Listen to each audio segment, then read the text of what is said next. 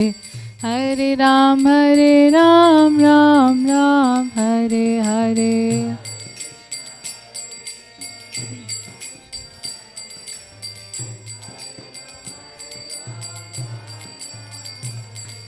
Jaya Radha Kala Chanji, Radhe Radhe Kala Chanji, Radhe Kala Chanji, Shri Radhe.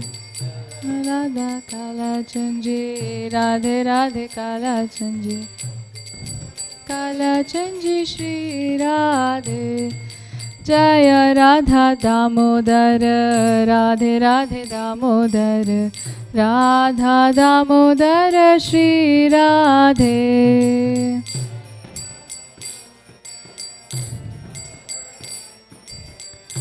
Radha Damodar, Shri Radhe. Jaya Prabhupada, Prabhupada, Prabhupada. Jai Prabhupada, Jaya Srila Prabhupada.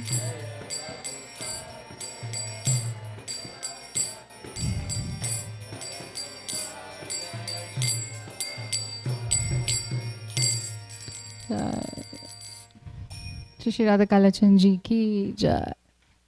Srila Prabhupada ki jai. Om Namo Bhagavate Vasudevaya. Om Namo Bhagavate Vasudevaya. Om Namo Bhagavate Vasudevaya.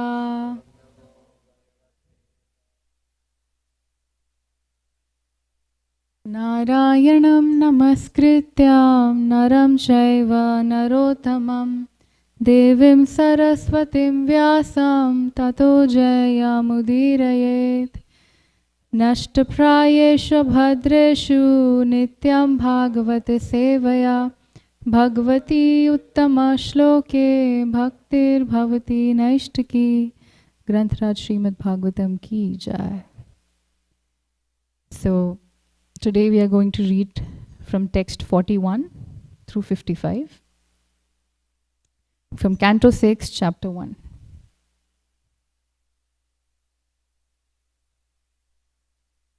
We'll be a little quick with the translations.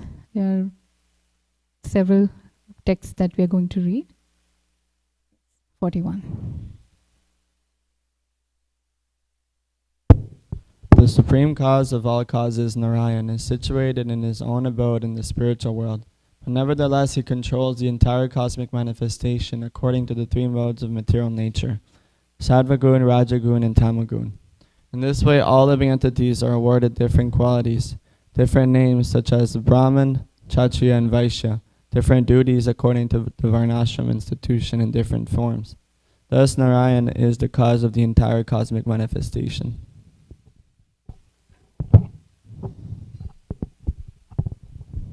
The sun, fire, air, demigods, moon, evening, day, night, directions, water, land, and Supersoul himself are all witness the activities. So we're always under supervision. We're always being watched by sun, fire, air, demigods, moon, evening, day, night, directions, water, land, and Supersoul himself. The candidates for punishment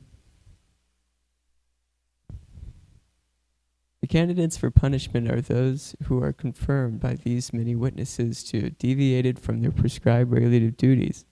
Everyone engaged in fruitive activities is suitable to be subjected to punishment according to his sinful acts.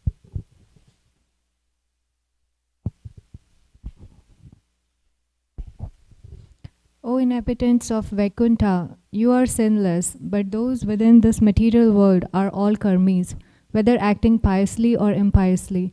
Both kinds of action are possible for them because they are contaminated by the three modes of nature and must act accordingly. One who has accepted a material body cannot be inactive, and sinful action is inevitable for one acting under the modes of material nature. Therefore, all the living entities within this material world are punishable.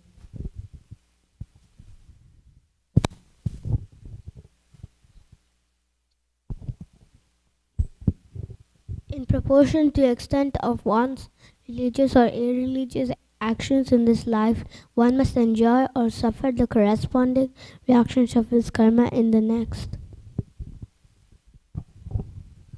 O best of the demigods, we can see three different varieties of life which are due to the contamination of the three modes of nature. The living entities are thus known as peaceful, restless, and foolish, as happy, unhappy, or in between, or as religious, irreligious, and semi-religious. We can deduce that in the next life, these three kinds of material nature will similarly act. Just as springtime in the present indicates the nature of springtimes in the past and future, so this life of happiness, distress, or a mixture of both gives evidence concerning the religious and irreligious activities of one's past and future lives. The omnipotent Yamaraj is as good as Lord Brahma, for while situated in his own abode, or in everyone's heart, like the Paramatma, he mentally observes the past activities of a living entity and thus understands how the living entity will act in future lives.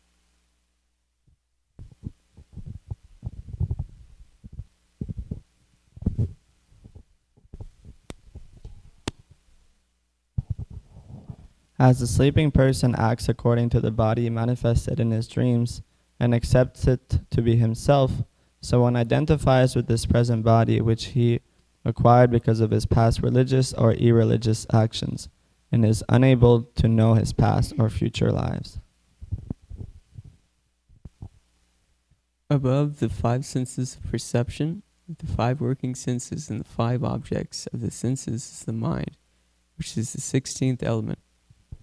Above the mind is the 17th element, the soul, the living being himself, who in cooperation with the other 16 enjoys the material world alone.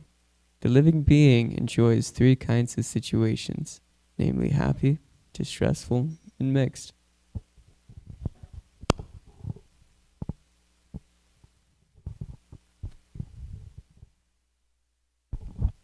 The subtle body is endowed with 16 parts. The 5 knowledge acquiring senses, the 5 working senses, the 5 objects of sense gratification, and the mind. This subtle body is an effect of the 3 modes of material nature. It is composed of insurmountably strong desires, and therefore it causes the living entity to transmigrate from one body to another in human life, animal life, and life as a demigod. When the living entity gets the body of a demigod, he is certainly very jubilant. When he gets a human body, he is always in lamentation, and when he gets the body of an animal, he is always afraid. In all conditions, however, he is actually miserable. His miserable condition is called samsriti, or transmigration in material life.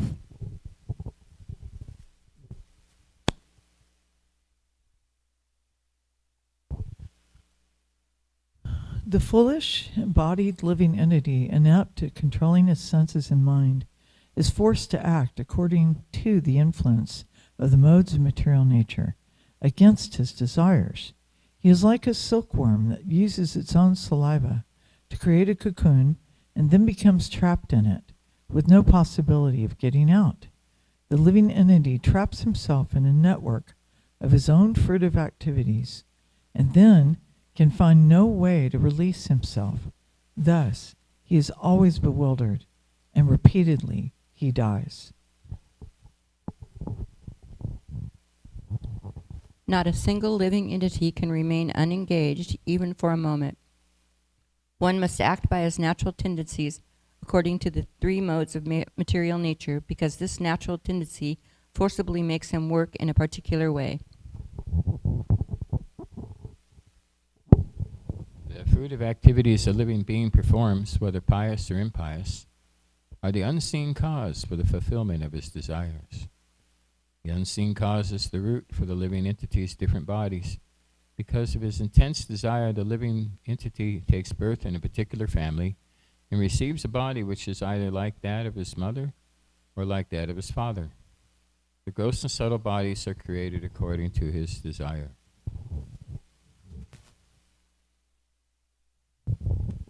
Since the living entity is associated with material nature, he is in an awkward position, but if in the human form of life, He is taught how to associate with the Supreme Personality of Godhead or his devotee. This position can be overcome. Haribol. So we'll come to text 49. That's the text for today.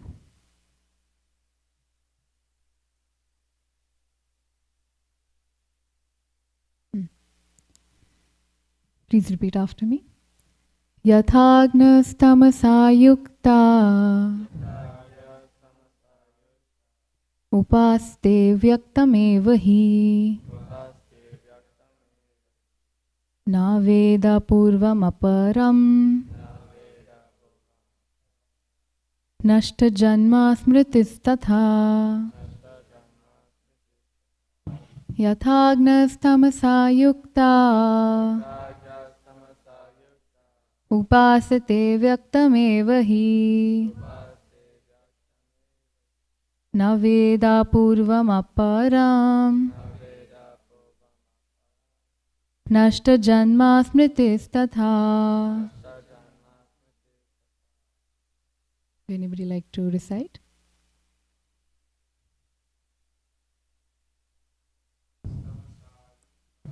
Yathagyastamasā yukta upaste vyaktameva hi na veda purvam aparam nashta janma smritistatha. Yathagnastamasā yukta upaste vyaktameva hi na veda purvam aparam nashta janma smritistatha. Yathagnastamasā yukta upasate vyaktameva hi na veda purvam aparam nashta janma smritistatha. Yathagnastamasā yukta upaste vyaktameva hi na veda purvam aparam nashta janma smritistatha. Translation and purport by A.C. Bhaktivedanta Swami Srila Prabhupada ki jai. Word to word translation. Yatha, just as, we can recite together. Yatha, just as, agna, an ignorant living being, tamasa, in sleep, yuktaha, engaged, upasate, acts according to, vyaktam, a body manifested in a dream, eva, certainly, he, indeed, na veda, does not know, purvam, the past body, aparam, the next body, nashta, lost, janma smritihi, the remembrance of birth, tatha, similarly. Translation. As a sleeping person acts according to the body manifested in his dreams and accepts it to be himself, so one identifies with his present body, which he acquired because of his past religious or irreligious actions and is unable to know his past or future lives. Purport. A man engages in sinful activities because he does not know what he did in his past life to get his present materially conditioned body, which is subjected to the threefold miseries, as stated by Rishabhdev in Srimad Bhagavatam. Nunam pramataha kurute vikarma. A human being who is mad after sense gratification does not hesitate to act sinfully. Yad indriya pritaya apranoti. He performs sinful actions simply for sense gratification. Na sadhu manye. This is not good. Yata atmano ayam asanapi kleshada asa dehaha. Because of such sinful actions, one receives another body in which to suffer as he is suffering in his present body because of his past sinful activities. It should be understood that a person who does not have Vedic knowledge always acts in ignorance of what he has done in the past, of what he is doing at the present, and how he will suffer in the future. He is completely in darkness. Therefore, the Vedic injunction is tamasi ma, don't remain in darkness. Jyotirgama, try to go to the light. The light or illumination is Vedic knowledge, which one can understand when he is elevated to the mode of goodness, or when he transcends the mode of goodness by engaging in devotional service to the spiritual master and the Supreme Lord. This is described in the Shvetashvatar Upanishad 6.23. Yasya deve para bhaktir yatha deve tatha guru tasya te kathita hyarthaha prakashante mahatmanaha. Unto those great souls who have implicit faith in both the Lord and the spiritual master, all the imports of Vedic knowledge are automatically revealed. The Vedas enjoin tad vijnanartham sa gurum eva bhi gachet. One must approach a spiritual master who has full knowledge of the Vedas and be faithfully directed by him in order to become a devotee of the Lord. Then the knowledge of the Vedas will be revealed. When the Vedic knowledge is revealed, one need no longer remain in the darkness of material nature. According to his association with the material modes of nature, goodness, passion, and ignorance, a living entity gets a particular type of body. The example of one who associates with the mode of goodness is a qualified Brahmana. Such a Brahman knows past, present, and future because he consults the Vedic literature and sees through the eyes of Shastra Chakshu. He can understand what his past life was, why he is in the present body, and how he can obtain liberation from the clutches of Maya and not accept another material body. This is all possible when one is situated in the mode of goodness. Generally, however, the living entities are engrossed in the modes of passion and ignorance.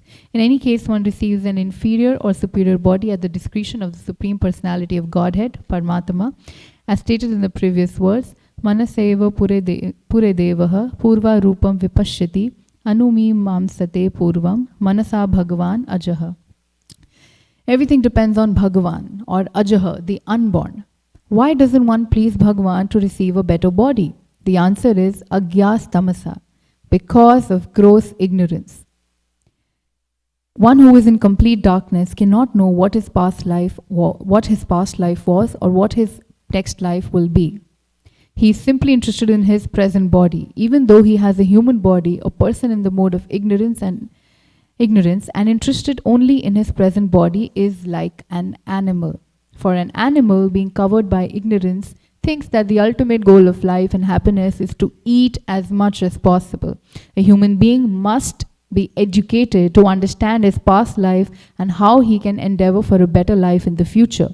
There is even a book called Bhrigu Samhita, which reveals information about one's past, present, and future lives according to astrological calculations.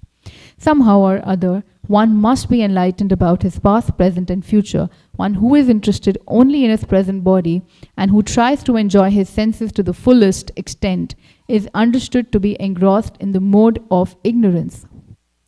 His future is very, very dark. Indeed, the future is always dark for one who is grossly covered by ignorance. Especially in this age, human society is covered by the mode of ignorance. And therefore, everyone thinks his present body to be everything, without consideration of the past or future. Om Jnanatimirandhasya Jnananjana Shalakaya Chakshurunmilitam Yena Tasmai Shri Guruve Namaha. Nama Om Vishnu Padaya Krishna Pishtaya Bhutale Srimate Bhaktivedanta Swaminiti Namine Namaste Saraswati Deve Gauravani Pracharine Nirvishesha Shunyavadi Pashadesh Tarine. Prabhupada ki jai. So, continuing from yesterday, the conversation is taking place between Yamadutas and Vishnudutas, who are standing at, we yesterday saw that picture where Ajamil is lying down, he's unconscious, and Yamaduts have appeared to snatch his soul away from his heart. But just before they are able to do that, Vishnuduts appear, messengers of Vishnu. And they ask this question to Yamadutas that, what is dharma? Because Yamadutas are surprised that they're here to take the soul, which is there every day, second, every minute. That's the ritual they do. And they have never been stopped by anybody. And So here, Vishnu Dutas asked them that what is religion? What is dharma? Basically to actually, prove, make this point that we are here to take this soul, and we need to know what's your purpose over here. And in yesterday's discussion, we discussed how Yamadutas, whose master is Yamaraj, they explain what dharma is, and we read that dharma means that which is prescribed in our scriptures. Because scriptures, Vedic injunctions are non-different from Krishna. And they're not manufactured just in the modern world or any day and age they were manufactured. No, they have been always eternal and unborn, just like Narayan himself. So today, it's so nice that Srila Prabhupada always reminds us of the basics that why are we here? The reason we are here in this material body and in this material world is because we are suffering. And we are suffering because of our past actions in previous lifetimes. And even if we atone the reactions of even if we atone to escape the sinful reactions due to our past sinful actions, it's not a solution, because we still have the propensity to commit sins again and again. And that is the reason that we probably think that we are here to enjoy, but we are not. Just like this example came where a silkworm produces its own saliva, out of which silk is produced. And there comes a time where so much saliva is produced that the silkworm is captured in its own cocoon. And this is the example Prabhupada is giving, this analogy given by Prabhupada, that we are captured in the sinful reactions because of our own doings, because of our own nature to enjoy, to exploit, that we are now captured in this material body. So there's one particular verse that came, which was quite interesting, that a conditioned soul can think that I can do anything stealthily, nobody is watching, especially when we are alone. We think that, okay, let me do this, nobody is watching me right now. But it says that the sun, the fire, the air, sky, demigods, directions, evening, day, night, and especially the super soul is always watching us. Anything we do, there is no action that goes unrecorded, because Krishna is sitting in our heart. So we might think that, okay, we can fool the world, but we cannot fool Krishna. Any action we do has its consequences. Just like Newton's third law, any action has equal and opposite reaction. That's what karma is. We will experience the reaction of anything we do. And we are living in darkness because we never inquire, we never introspect about why we are here. And that's why the purport is constantly telling us this particular purport, that we need to know about our past, present, and future. Now, the idea behind that is not to obsess over what my previous life was or how will I be. At times we go to astrologers. What is the mindset? I want to know, will my future will be nice? Am I going to enjoy? Am I going to have a happy life? But that's what fools will do. Because the purpose, we are not understanding, the human life has not begun if we are still in the animalistic consciousness. The animalistic consciousness is that I want to eat as much as I can, I want to enjoy, my tongue needs to enjoy, my eyes have to enjoy, I need to always see good things, hear good stuff, do things to serve myself, serve my senses. And that is the reason we keep getting caught in our own, web of desires. So the human life begins the moment we inquire why we are here and the moment we want to escape, like come out, transcend these human desires, this animalistic propensity of enjoying in this body. So also the reason that why we constantly, why do we commit a sin or why do we want to enjoy is because of the three modes of material nature. Mode of goodness, passion and ignorance. And most people will be in mode of passion and ignorance. Most people. Passion, always wanting to, always having so much energy, wanting to do activities that give me a rush, a kick. And being in ignorance, not being aware, not having any kind of knowledge, being lazy, being ignorant of my own actions, of what I'm surrounding myself with. And these modes we're always surrounded by these three modes, always. It can be classified, these three modes can be classified into our habits, in our association, during even throughout the day. Like morning time is said to be most in the mode of goodness. Even what we eat can be classified into mode of goodness, passion and ignorance. So this present body is actually for suffering the sinful actions from the past.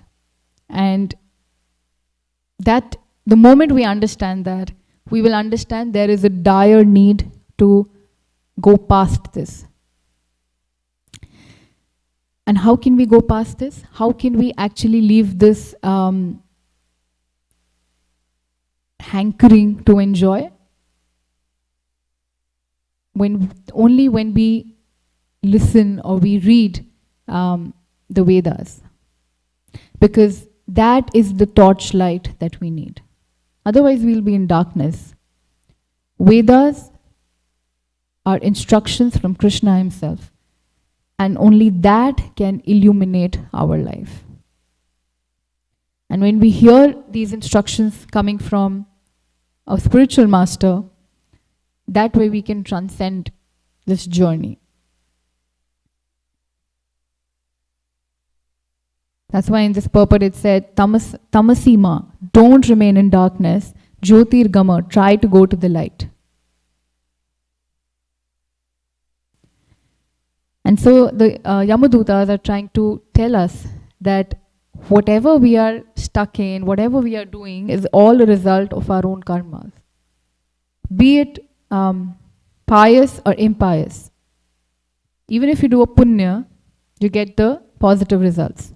You get fruitive results that, okay, you enjoy for a certain period of time. You get a good body, good family, good wealth, good health, few things. But remember, it is always exhaustible. It exhausts after a certain point. And when you do pap, impious activities, even that has results, reactions.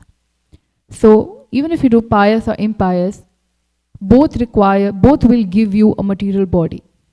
You'll have to come back. Either come back and enjoy or suffer. But even when you're enjoying, you're still doing more karma, which can be more pious and impious actions, which will be a never-ending cycle. And we won't be able to escape this cycle of birth and death. And that is why it says that a living entity constantly forgets, never inquires, takes birth, dies, takes birth, forgets, dies again, and it's like chewing the chewed constantly. The only way to come out of that is by serving the Lord. But how do we know that we need to do that? Is first hearing our Vedic scriptures, reading our Vedas. So I want to connect this verse to this pastime. So only way to unbind oneself from the ties of these karmic reactions is by actually associating with the Supreme Lord. That's what it said in this purport. The only way to untie from this karmic cycle is by associating with the Supreme Lord. The moment, so right now you imagine yourself, if all of you can visualize that you're all bound. Just imagine like a silk worm who has produced saliva and is captured in its own cocoon, its own saliva. Just visualize yourself to be bound in this material body with karmic reactions, and you don't know how many karmic reactions are still pending for us. We don't know, because there have been millions of lifetimes. So can you imagine a person, there's layers and layers of, let's say, bubble wrap. You can't move. There's layers and layers of bubble wrap, and you're just bound by it. You cannot escape yourself. Nobody can come and do that for you, because only you have to overcome this cycle of your own karma. That's why Prabhupada says that, you may have lots of relationships, attachments, you might socialize, but is somebody going to come at the time of death to save you? Only one person can come, Krishna. Only Krishna can come and save you. So we need to call out to Krishna. While we are stuck in that being bound, that, let's say, bubble wrap, the analogy that I'm giving, only Krishna can come through that and pull you out of this material world. And so I want to, since tomorrow is Diwali, I'm not going to talk more about the Diwali pastime, because that's the excitement that remains for tomorrow. But we know when Damodar Leela actually happened. On the day of Diwali. So tomorrow is the day when Yashoda Maya will again bind Krishna. So I just wanted to little bit brush on the pastime again. So we are all aware that on the day of Diwali, first of all, we say that, okay, this pastime happened. It's never a past tense. If you go to Vrindavan, you know how Brajvasis talk? They don't say, okay, the gopis used to do this, or Radharani used to cook for Krishna. No. They say that Radharani will right now come and cook for Krishna. Right now, Yashoda Maya is doing this. Right now, Nand Maharaj is having his meeting with the villagers, and he's going to come back and do this. Because Krishna's pastimes are constantly happening, 24/7, and they are still happening, even as we speak. So this Damodar, this most precious, most loving pastime of Yashoda Maya tying Krishna is actually who are we glorifying in this pastime? Any guesses? Radharani? Mother Yashoda. This is a pastime of glorification of the love of Mother Yashoda. All the saints and rishis are running with their meditation after Krishna, but they can never catch him. But Mother Yashoda, you see that one, that pastime where Yashoda Maya is binding Krishna, where he's already fed all the monkeys, the butter, all his friends, and now the monkeys also start throwing the butter away, that we are so full, Krishna, we cannot eat any more butter. And the monkeys are throwing the butter away. But Krishna is feeding all the monkeys, all the Brajvasis, and his face is covered with butter. And Yashoda Maya, we know what happens after that. She runs after Krishna. And it is said that on the morning of Diwali, when Yashoda Maya wakes up early morning, Krishna is still sleeping. She takes bath, wears a yellow colored sari, and she starts, that day she wants to make special butter for Krishna.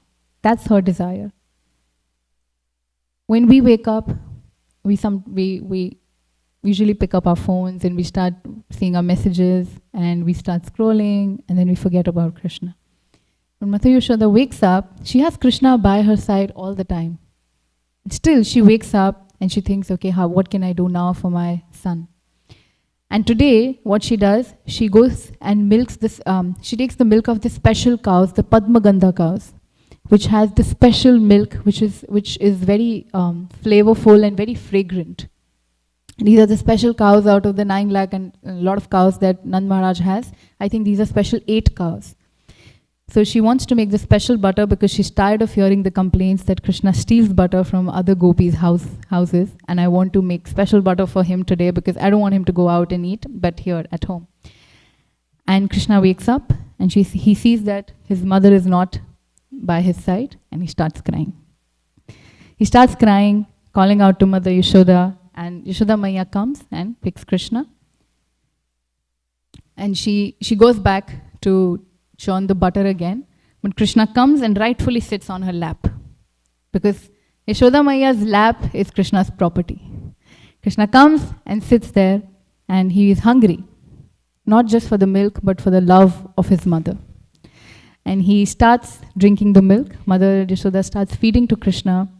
And that exchange, our acharyas explain, that exchange when Yashoda Maya is looking at Krishna and baby Krishna is looking at Maya, the love gets sweeter and sweeter. We can't imagine, I mean, the love we still can't comprehend. It's inconceivable, it's so much pure, but it grows to be sweeter and more loving. And suddenly what happens, we know. The milk on the stove starts boiling. And Yashoda Maya gets distracted and she runs, puts Krishna away and runs to take care of the boiling milk. And that also our acharyas explain that the boiling milk had the anxiety that if Krishna drinks Mother Yashoda's milk, how will we get the opportunity to serve Krishna? How will Krishna taste us? And so everybody has a mood to serve there right now. But Krishna gets so angry. How can my mother put me aside while she's feeding me? And he starts crying. But this Krishna crying right now is the real crying. Previously, whenever Krishna has cried, has been, okay, like he's just rubbing his eyes to produce tears, you know, just how babies act to get attention.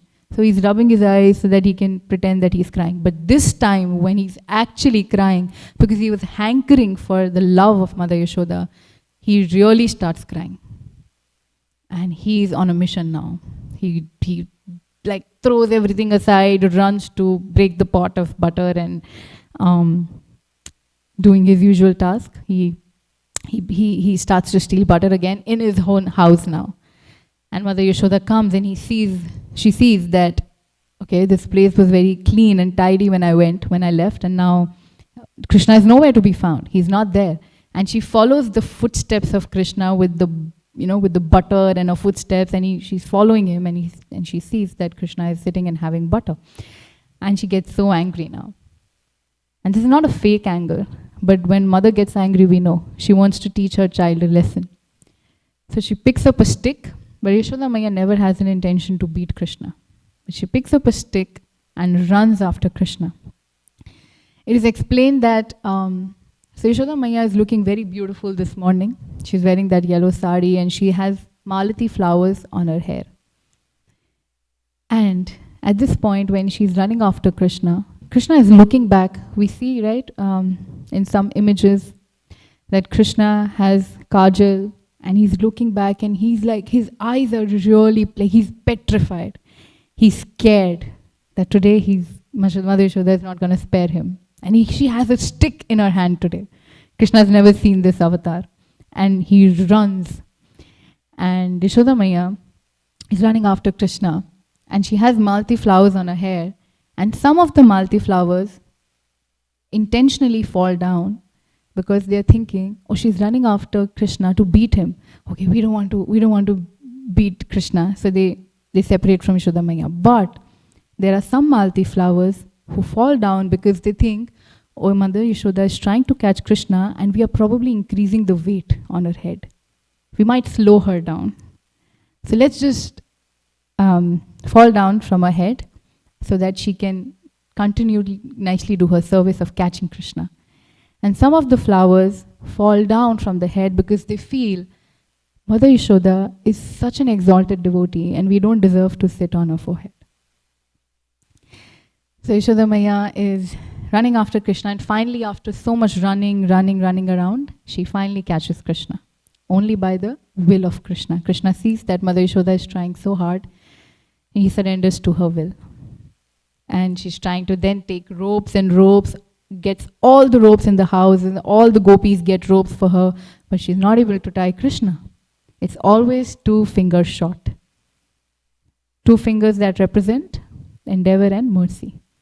And Krishna sees that she's trying so hard, and finally she sees Yashoda Maya sweating, and she's just, just trying so much to bind Krishna, and then Krishna allows that. He sees the love that his mother has for her, and he surrenders to her will. Now you just think about this point. In all the lectures, we are told that we need to surrender to the will of Krishna, because Krishna has the best plans for us, and we need to surrender unto him. But here, Krishna is surrendering to the will of his pure devotee. He's going according to Mother Yashoda's plan. He didn't want to be tied, but he allowed that because that was Mother Yashoda's will. And he let that happen.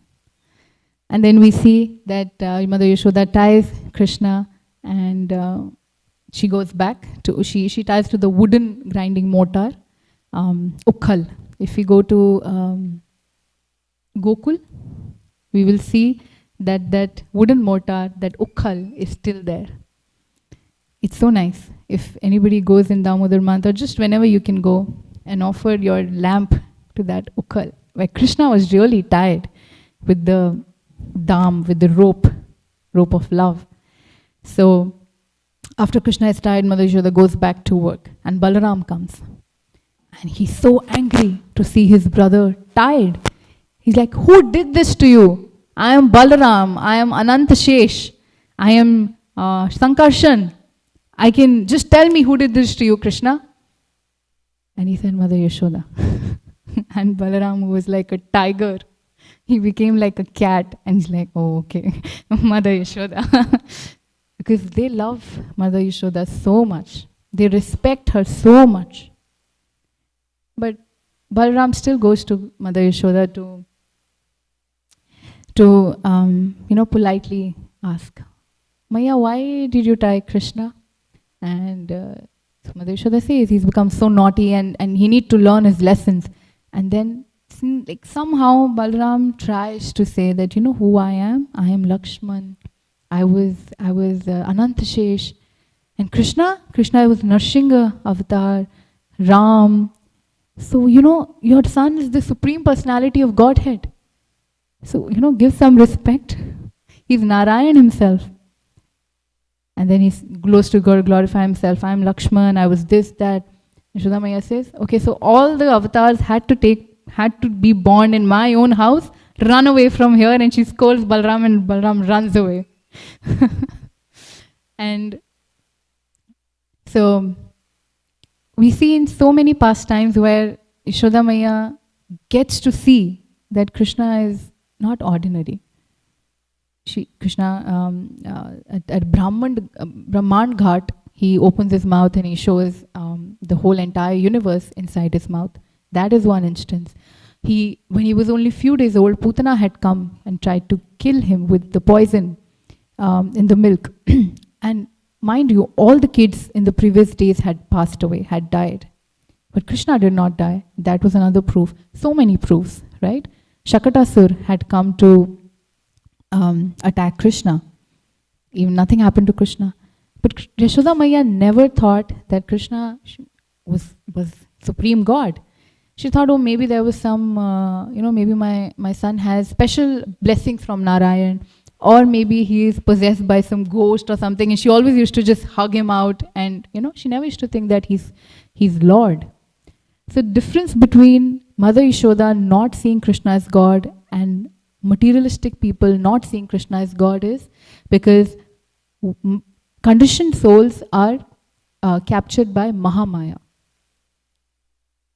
But Mother Yashoda was in love with Krishna, that she was captured with Yogamaya, that she forgot who Krishna was, in the sense because she wanted to relish, and Krishna wanted to relish that Vatsalya Prem, being the son of such a great, exalted, pure devotee.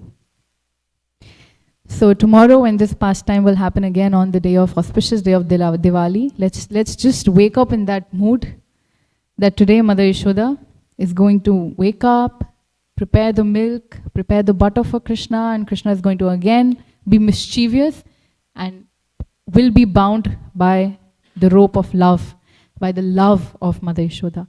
So let's also try that how we want to escape this materially conditioned life, the whole web of karmic reactions, actions and reactions. The only way to transcend is let's try whatever love we have. We have so much love. We have love. But let's direct it towards Krishna. Let's try. We cannot be like Mother Yashoda. Yes, we cannot imagine, okay, we are tying Krishna in love, but we can endeavor to any amount of love that we have within our hearts and direct it towards Krishna. That can be expressed through your devotional service. That's the only way how you can associate with Krishna, is following the Vedic injunctions. And the most important injunction, the most important instruction of the Vedas is to serve the Supreme Lord.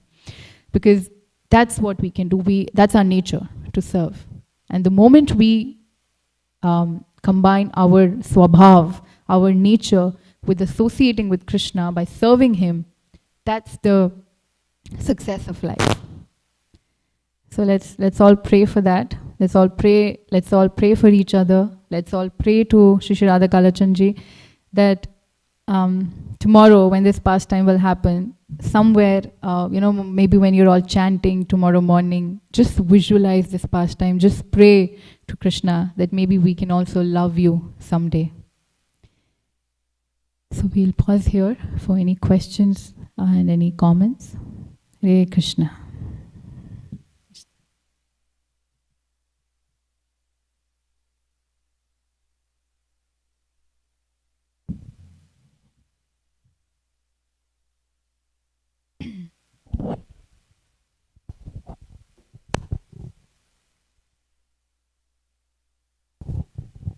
Brenda Sevika, thank you so much for beautiful class glorifying Mother Yashoda, Supreme Mother. So do we pray? We're praying to her specifically, or we pray to our spiritual master, because we can't really approach the Godhead without going through the Guru. Do you have any comments on that? Or? Yes, that's a beautiful point. Thank you. Yes, we need to pray through our spiritual master. Yes, we need to always pray to our spiritual master. In fact, whenever we begin any service, we always remember our spiritual master, because it's them actually doing that service, and we are only assisting them. So yes, we should pray to our spiritual master, and definitely to Mother Yashoda, because when we pray to the devotees of Krishna, they have that love, right? So I've heard this before, that I think it's in Bhakti Rasamrita Sindhu, that if you want Raganuga Bhakti, which is spontaneous devotional love service, you need to hear pastimes of Ragatmik Bhakt. You need to hear pastimes of the devotees who have this Raganuga Bhakti. So Mother Yashoda possesses this Bhakti, this pure Prema Bhakti, love. So if we pray to her, or we hear this pastime, the more and more we hear this pastime, the more cleanse our heart, our consciousness is becoming, and that desire might pop in, that I wish I can always hear this pastime. Even just desiring to hear this pastime, because I think it's too much to say that we might be engaged in this pastime. I mean, it's just to can I serve devotees who partake in this pastime? That's what even Narottam Das Thakur, Bhaktivinoda Thakur, their prayers are, may I become the sand or the dust in Vrindavan, so that all the pure devotees can step on us and they can bless us. So thank you for that point, Mataji. Hare Krishna.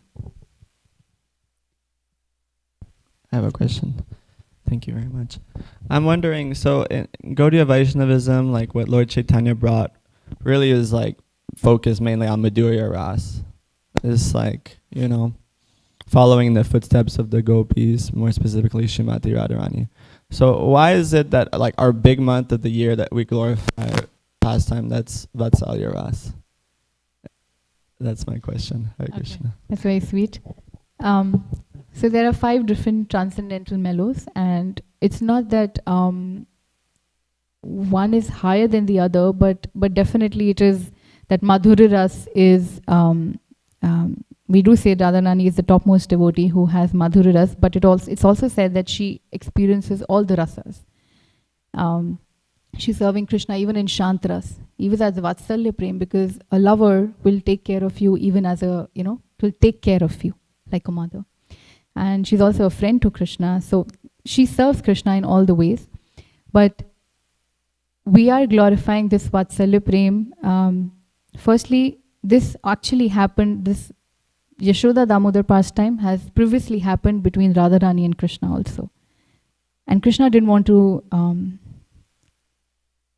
replicate this pastime in the material world because it's too confidential. So it's said, I've talked about this previously, but I'll recite it again, I'll narrate it again, that Radharani, once Krishna had to come and meet Radharani at a particular time, and Krishna was late as usual, and Radharani gets really angry, and after the whole man, she exhibits transcendental, I don't know man, but in English, but transcendental way of telling her lover that, I'm not going to talk to you, I'm really upset. And but Krishna somehow tries to say, I had to go, Yashoda Maiya wanted this, and some guests were at home, and all the excuses Krishna was making. But Yashoda Maiya, but Radharani, in the end, she ties Krishna with a rope. It's a golden vein, I think, that's hanging from the tree, and she ties Krishna. So then now, Krishna, you can never leave me. Like, she's so angry, but even in that anger, that love is there. And Krishna was so touched that she wants to tie me so that I can never go. And Krishna wanted to replicate that pastime, but he didn't want to do it with Radharani because it's so confidential and we won't be able to understand that. We're still all confused, not we, but people are still confused about how to comprehend Rasa Leela. So Krishna didn't want to replicate this pastime. And he did that, I will replicate this with my mother. Yashoda Maiya is not just a mother in this world. Yashoda Maiya is actually Krishna's mother. That's how we need to understand. So I think, glorifying even Vatsalya Prem is extremely glorious. The love of Yashoda Maiya, we can never probably estimate how much love she has for Krishna. But I think it's good to even glorify that Prem. I hope I was able to answer. But if anybody has anything to add, any comment, yes, Prabhuji.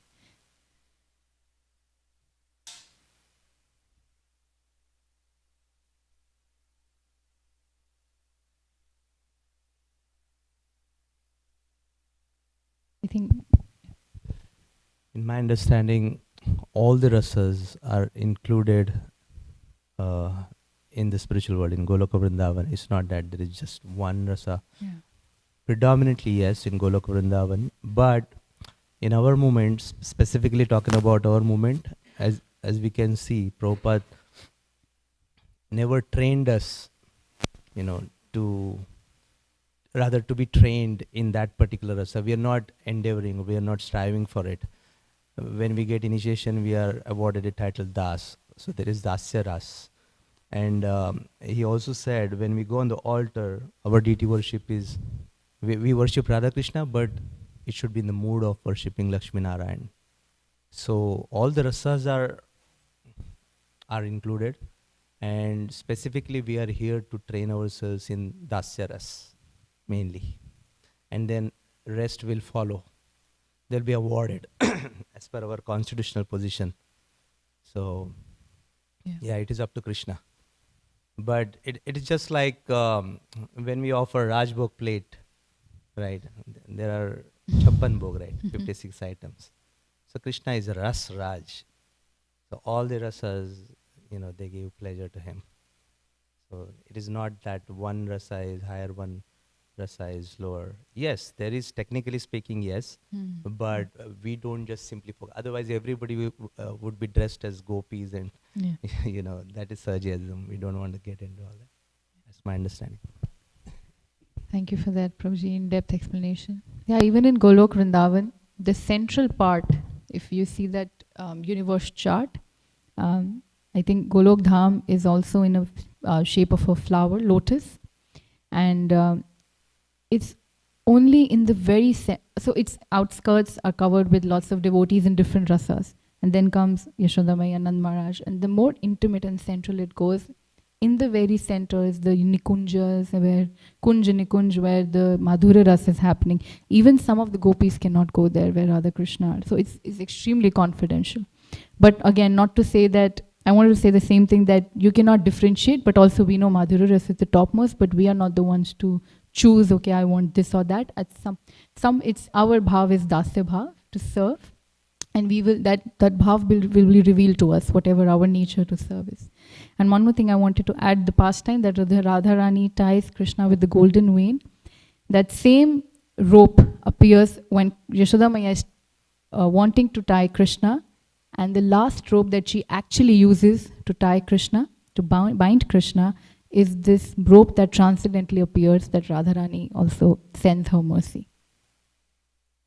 So I think Rupa Goswami or one of the acharyas had written this, that that rope Yashoda Maya uses the same Radharani had used to tie Krishna. So we need the mercy of Radharani also.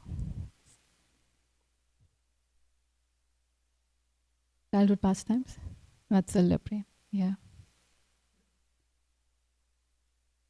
Yes. Okay, any question or any comment? I think we can wrap up. Hare Krishna. Shri Shri Radha Kalachan ji ki jai. Shri Shri Radha Damodar ki jai. Yashoda Maya ki jai. Shri Prabhupada ki jai. Vancha kalpatarubhyasya kripa sindhubhyo vacha patitanam pavanebhyo vaishnavebhyo namo namaha. Ananta Koti Vaishnav Bhaktavrind ki jai.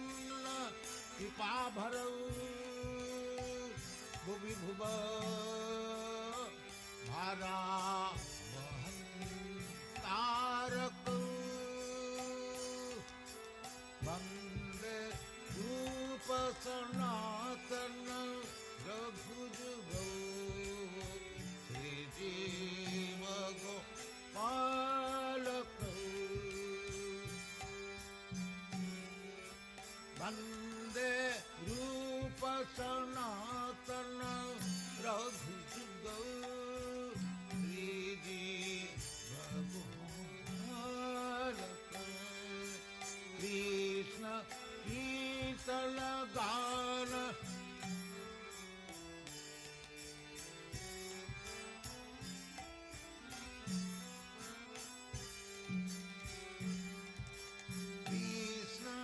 कीर्तन गान नर्तन परम प्रेम में कामनी वीर वीर जन प्रिय प्रिय करो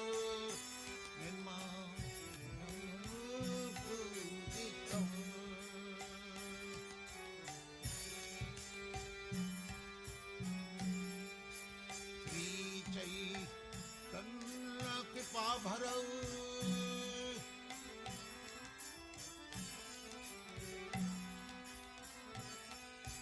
श्री चैतन्य कृपा भरऊ भुवि भुव मारव अंतरक वंदे रूप सनातन रघुजुग श्रीजी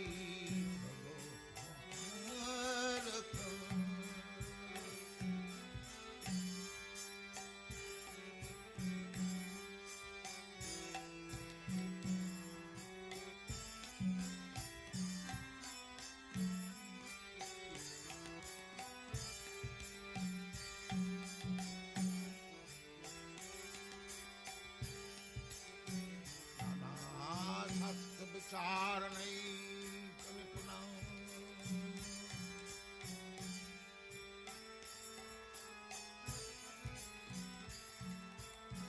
सद्धर्म संस्थापक लोकानां हितकारिणं त्रिभुवने मन्नं शरण करो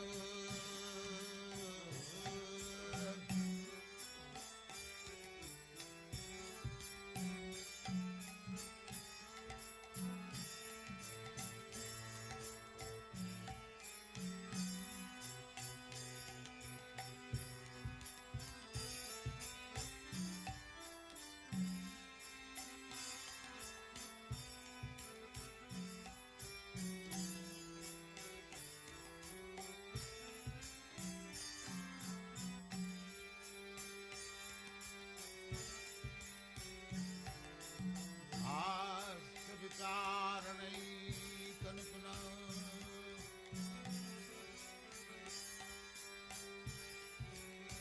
सद्धर्म संस्थापक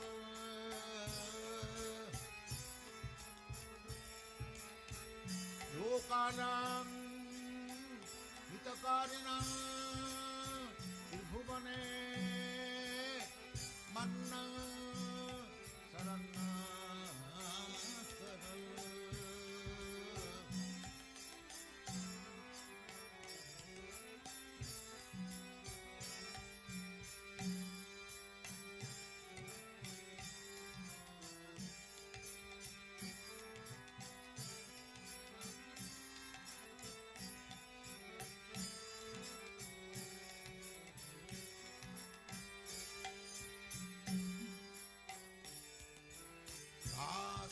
विचार नहीं कल्पना सद्धर्म संस्थापक लोकानां हितकारिणां त्रिभुवने मन्नं शरण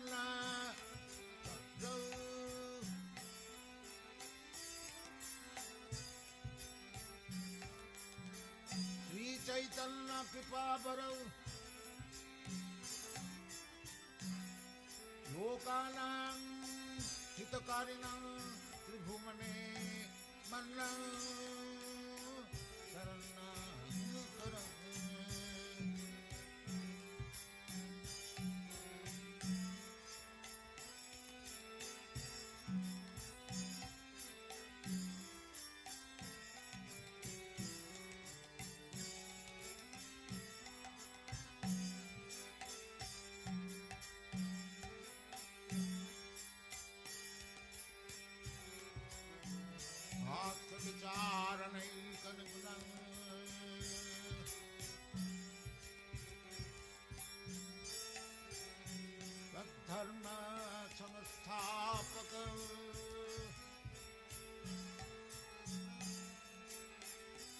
लोकानां हितकारिणां त्रिभुवने मन्नं शरण्यकरं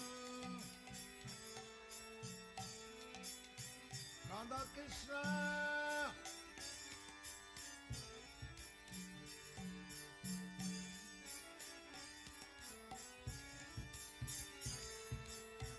राधा कृष्ण पदारविन्दौ भजनामृतौ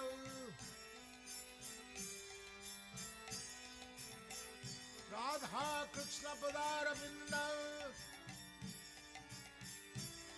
भजना नन्देन मत्तालिका वन्दे रूप सनातनं रघुजुगौ श्री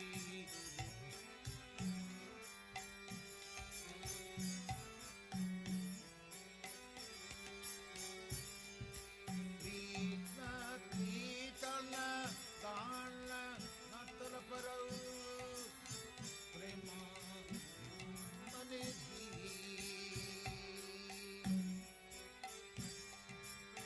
धीर धीर जनप्रिय